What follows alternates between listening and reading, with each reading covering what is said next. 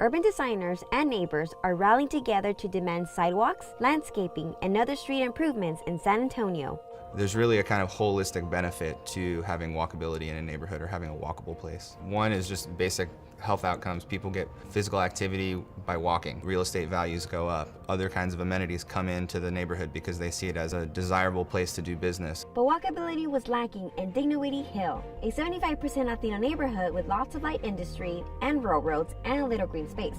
One of its main roads, the deteriorating Cherry Street, was scheduled for only modest improvement by the city. I had this public meeting to share with residents the results of their design process and what the streetscape was going to look like. It was very apparent that a lot of the amenities like trees, landscaping, shade, all the stuff that they had asked for that initially was in the budget had been kind of cut out because of costs. The reaction from the community during the meeting was, this is how it's always been. Similar projects in the north side of town, there was a lot less of a fight to get kind of baseline quality walkable streetscapes. Rivard and Hugh launched Place Changing, a project that uses urban design, geographic tools, and multimedia storytelling to identify neighborhood issues and empower neighbors to advocate for improvements among city leaders. By defining this basic lexicon, we hope to increase civic engagement. We hope to make the conversation more friendly, more palatable, so that a greater number of people will get involved. I talked about how can we impact and change, and I suggested, well, maybe you ought to do a petition.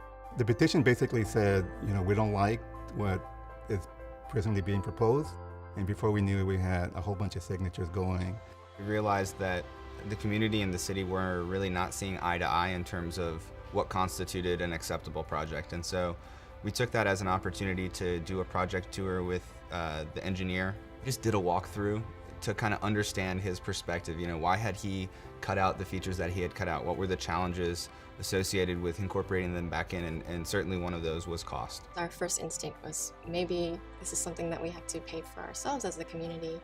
Luckily, the city was able to find some leftover money from previous projects. The group also partnered with local businesses and landowners for support. On February 11, 2016, the City Council approved the $250,000 improvement plans for Cherry Street.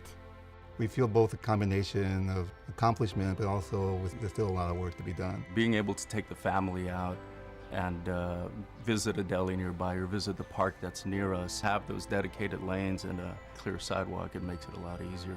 Place changing is really about getting to the essence of the neighborhood, instilling a sense in the neighborhood that there could be a collective identity and that they have sort of the power to change their environment. They have the opportunity to walk along Cherry Street in a safe environment where they can get exercise, they can go up to the bridge, cross over to downtown. There's a B-cycle station right under the bridge, and so I think there's a lot of kind of different strands coming together to create healthy transportation options for neighborhood residents.